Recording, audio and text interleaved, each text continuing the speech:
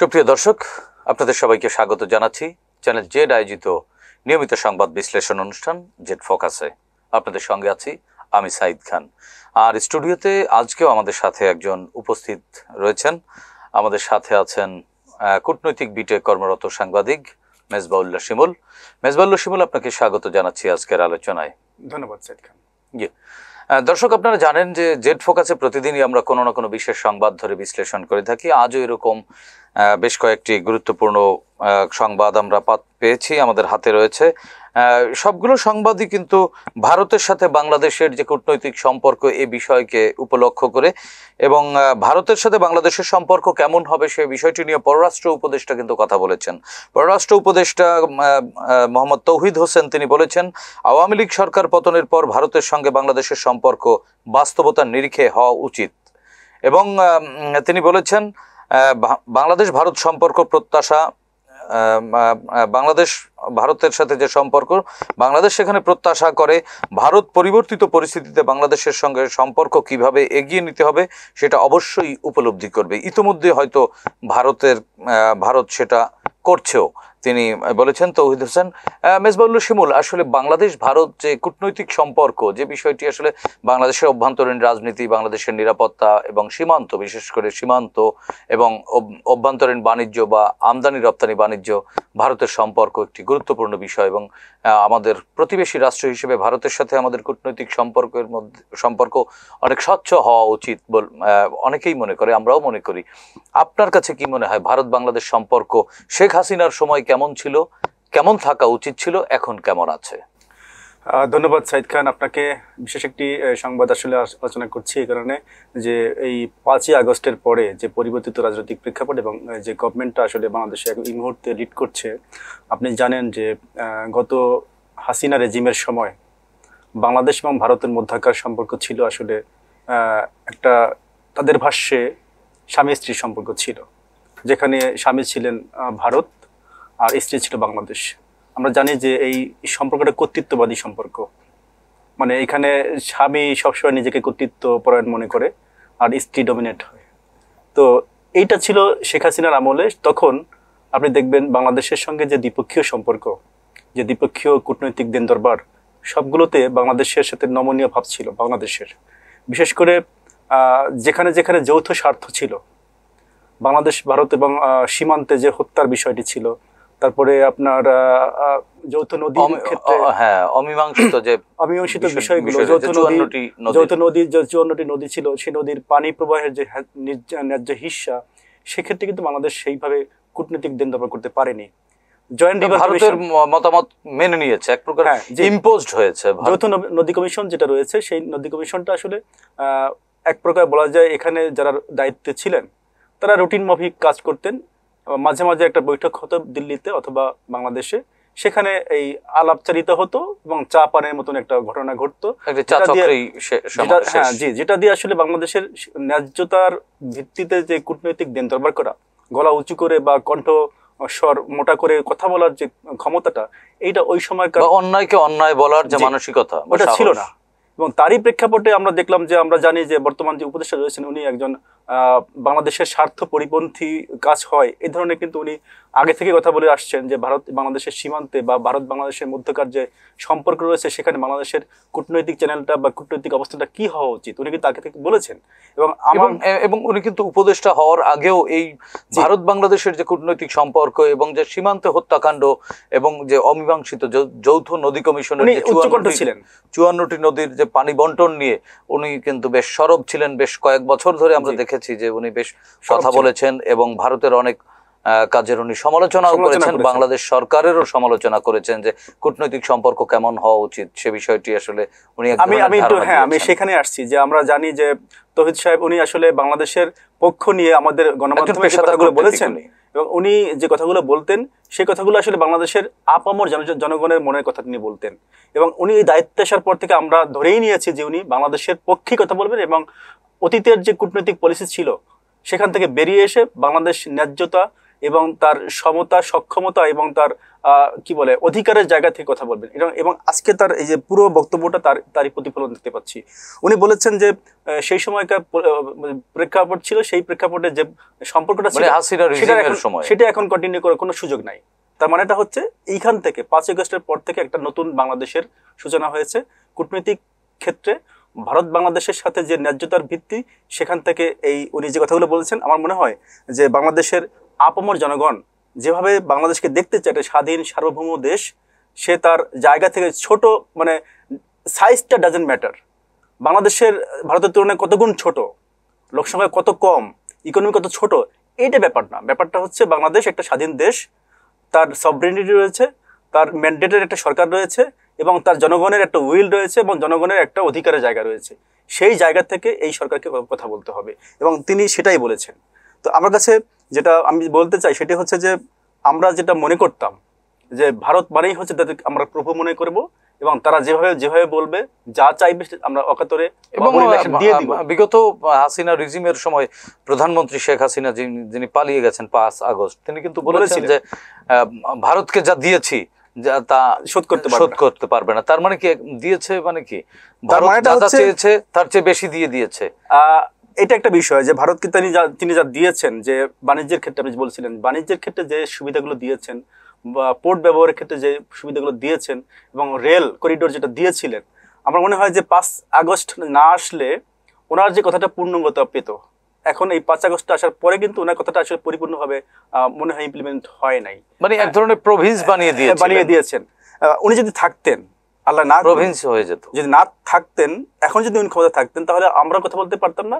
এবং ওনার যে দেওয়ার যে মানসিকতা, উদার মানসিকতা, বাংলাদেশকে দিয়ে দেওয়ার, বিকিয়ে দেওয়ার, সেটা হয়তো বাস্তবায়ন হতেও পারতো খুব শিগগিরই।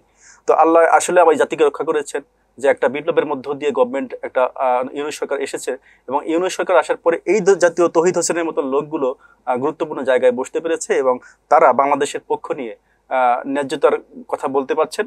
এবং ভারতকে মনে করে দিচ্ছে, আপনি নিশ্চয়ই খেয়াল করেছেন যে বাংলাদেশে যখন ইসকন ইস্যুকে কেন্দ্র করে ভারতীয় গণমাধ্যমগুলো যখন নানান ধরনের প্রোপাগান্ডা, এবং জাতিসংঘ পর্যন্ত ভারতের পক্ষ থেকে কিন্তু এক ধরনের ভুল তথ্য উপস্থাপন করা হয়েছে, সে বিষয়টিও কিন্তু উনি প্রতিবাদ করেছেন। এবং একটা উনি বলেছেন যে এই গণমাধ্যমে যে ধরনের খবরগুলো আসছে ভারতীয় গণমাধ্যমে, সেইগুলো আসলে এই দুই দেশের সম্পর্ককে বিনষ্ট করছে। আপনি যেটা বললেন যে ইসকনটা কোথায়, আমি একটু যদি শুরু থেকে আসি, যে 1966 সালে যখন যুক্তরাষ্ট্রের নিউ ইয়র্কে এই ইসকন প্রতিষ্ঠা করা হয়, তখন এর প্রতিষ্ঠাতা ছিলেন যে তিনি ওইখানকার চার্চে পড়াশোনা করা, তিনি হিন্দুত্ববাদকে তিনি আসলে মনে প্রাণে গ্রহণ করেন নাই। তার মাধ্যমে একটা কনভার্টেড না হিন্দু, বাট তিনি হচ্ছেন একটা ইহুদিবাদী হিন্দু যাকে বলা হয়। অর্থাৎ তার চিন্তা চেতনা ইউরোপ আমেরিকার ধাঁচের গড়া, এবং তিনি মিশন ছিল তাদের আসলে মুসলমানদের ক্ষতি সাধন, বৈশ্বিক মুসলমানদের ক্ষতি সাধন, বা সাম্প্রদায়িক বিষবাষ্প ছড়ানো। এটা একটু বলি, সেটা হচ্ছে যে ইসকনের যে প্রতিষ্ঠাতা, সেইখান থেকে কিন্তু 66 সালের পর থেকে বিশ্বের বিভিন্ন দেশে তাদের শাখা রয়েছে বা তাদের সংগঠনের কার্যক্রম রয়েছে, কিন্তু তাদের কার্যক্রম কিন্তু সব দেশে একই রকমের না। আপনি যখন দেখবেন যে আন্তর্জাতিক একটা সংগঠন, তার কিন্তু একটা ম্যানিফেস্টো থাকে, তার কার্যক্রমে একটা ডায়াগ্রাম থাকে একই ধরনের, কিন্তু ইসকনের কার্যক্রম রাষ্ট্র এবং সমাজভেদে ভিন্ন ভিন্ন। বাংলাদেশে যেহেতু ভারতের অভ্যন্তরে বলা হয়, ভারতের চারিদিক থেকে ঘেরা একটা রাষ্ট্রে আমরা বসবাস করি, ছোট রাষ্ট্র, এখানে লোক সংখ্যা কম, কিন্তু 8 বা 9% হিন্দু রয়েছে। তাদের উদ্দেশ্যটা হচ্ছে এইখানে অখণ্ড ভারত প্রতিষ্ঠা করতে এসে এই হিন্দুদেরকে একটা ট্রাম্প কার্ড বা একটা দাবার ঘুঁটি হিসেবে ব্যবহার করা। যদিও এই ইসকন বাংলাদেশের হিন্দু সনাতনীদেরকে রিপ্রেজেন্ট করে না, কিন্তু কয়েক % মানে মুষ্টিমেয় কিছু হিন্দুদেরকে দিয়ে, নামমাত্র হিন্দুদেরকে দিয়ে পুরো হিন্দুদেরকে তারা ব্যবহার করার চেষ্টা করছে, অপচেষ্টা করছে। এই অপচেষ্টারই অংশ হিসেবে আমরা দেখছি কিন্তু 5 আগস্টের পর থেকে কয়েকটা জনসভা হয়েছে, সমাবেশ হয়েছে, এবং তার প্রেক্ষিতে কিছু কিছু জায়গায় সাম্প্রদায়িক দাঙ্গা লাগানোর একটা সুযোগ তারা কিন্তু তৈরি করতে চেষ্টা করছে। মানে পররাষ্ট্র উপদেষ্টা তৌহিদ হোসেন তিনি কিন্তু বলেছেন যে দুই দেশের গণমাধ্যমই ভুল রোল প্লে করছে। ভারতের গণমাধ্যম ভুল রোল প্লে করলে সেটি এক ধরনের রিজয়েন্ডার, কিন্তু বাংলাদেশের অভ্যন্তরে বসে যদি কোনো গণমাধ্যম ভুল বার্তা ছড়ায়, সেক্ষেত্রে তো সরকারের এক্ষেত্রে এই কিছু করণীয় রয়েছে।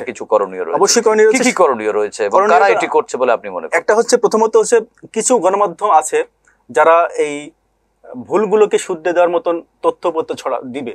অর্থাৎ ইসকন যে তাদের কার্যক্রম কি, ইসকন কি চায়, ইসকনের ম্যানিফেস্টো কি আছে, বাংলাদেশের তাদের উদ্দেশ্য এবং লক্ষ্যটা কি, সেটা যদি একটা গণমাধ্যম বা কয়েকটা গণমাধ্যম দিয়ে দিতে পারে, তাহলে বুঝতে হবে যে গভর্নমেন্টকে তারা ধরে নেবে যে এই এই এই তথ্যগুলো হচ্ছে প্রপার তথ্য। এবং এর বাইরে যে তথ্যগুলো আসছে, টেলিভিশন বলেন আর প্রিন্ট মিডিয়া বলেন, এর বাইরে তথ্যগুলো আসছে সেটি হচ্ছে গতানুগতিক তথ্য। যেহেতু আমরা দেখতে পাচ্ছি এখানে একটা তথ্য সন্ত্রাস চালাচ্ছে ভারতীয় মিডিয়া বা গুজব সেল, গুজব মিডিয়া, তো এই তথ্য সন্ত্রাসের বিরুদ্ধে আপনাকে যদি তথ্য দিয়ে মোকাবেলা করতে না পারি, তাহলে কিন্তু আমরা টিকতে পারবো না।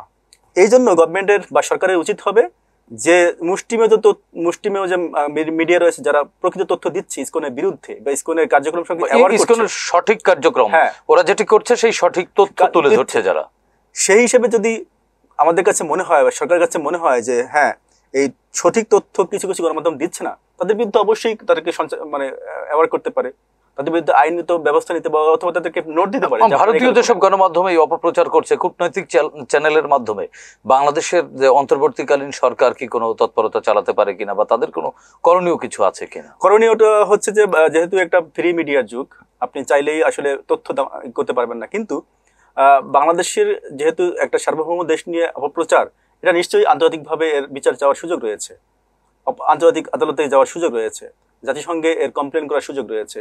তো সেই জায়গাগুলোতে বাংলাদেশের রিপ্রেজেন্টেটিভ যারা রয়েছে, যারা প্রতিনিধি রয়েছে, তারা নিশ্চয়ই এগুলো নিয়ে কাজ করতে পারেন। আর দ্বিতীয়ত হচ্ছে বাংলাদেশে আমরা জানি যে বহুত আগে থেকে বাংলাদেশে ভারতীয় টিভি চ্যানেল বন্ধের একটা দাবি কিন্তু গণমানুষের রয়েছে। যেহেতু তারা অপতথ্য ছড়াচ্ছে, তা প্রথমত যদি সরকার মনে করে যে অপতথ্য ছড়ানো চ্যানেলগুলোকে মানে আইডেন্টিফাই করে এদেরকে বন্ধ করা হয়, তাহলে কিন্তু একটা সাইট অন্তত পক্ষে বাংলাদেশের মানুষের দাবি একটা পূরণ হলো।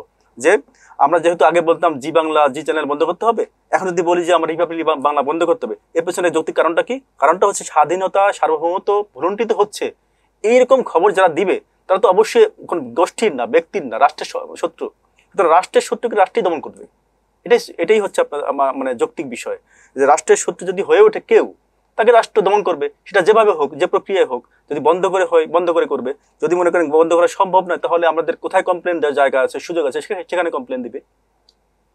এটা হচ্ছে বিষয়। কিন্তু অভ্যন্তরীণ কিছু গণমাধ্যম তো অভ্যন্তরীণ গণমাধ্যম যদি ছড়াচ্ছে, যেমন সময় টেলিভিশন একটি কিন্তু নিউজ করেছে ইসকনকে আমরা দেখে আসছি যে 5ই আগস্টের পরে কিছু গণমাধ্যম যারা অতীতে স্বৈরাচারের দোষর ছিল, স্বৈরাচারের হয়ে তারা বার্তা ছড়াতো, তারা 5ই আগস্টের পরে কিছু সময় তারা কিছু নীরব ছিল বা মানে একটু নিউট্রাল থাকার চেষ্টা করেছে।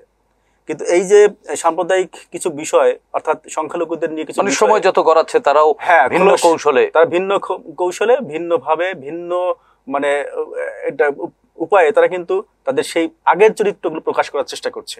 তো এইগুলো হচ্ছে সরকারের উচিত হবে এই মিডিয়াগুলোকে আসলে কি বলে এক ধরনের কড়া বার্তা দিতে হবে যে তোমরা দেশের স্বার্থ পরিপন্থী কোনো সংবাদ পরিবেশন করলে অবশ্যই তোমাদেরকে আইনের আওতায় নিয়ে আসা হবে, সে যে মাধ্যমই হোক, যে টেলিভিশনই হোক না কেন। জি, ধন্যবাদ মেজবাউল্লাহ শিমুল। প্রিয় দর্শক, আমরাও মনে করি যে দেশের বিরুদ্ধে যদি কোনো ষড়যন্ত্র হয়ে থাকে, সেটি সরকার রাষ্ট্রের বিপক্ষে বা রাষ্ট্রের শত্রুকে রাষ্ট্রীয়ভাবে দমন করা হবে। এবং ভারতের সাথে বাংলাদেশের কূটনৈতিক সম্পর্ক কেমন হবে সেটি আমরা পররাষ্ট্র উপদেষ্টার গত 2-3 দিনের বক্তব্যের মাধ্যমে অনেকটাই পরিষ্কার, যে চোখে চোখ রেখে কথা বলবার মতো সাহস রাখতে হবে এবং দেখাচ্ছে সরকার সেটি।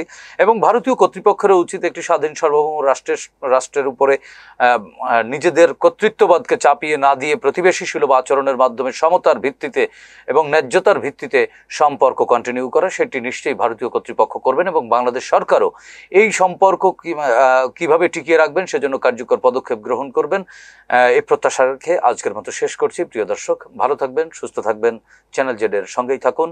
আল্লাহ হাফেজ।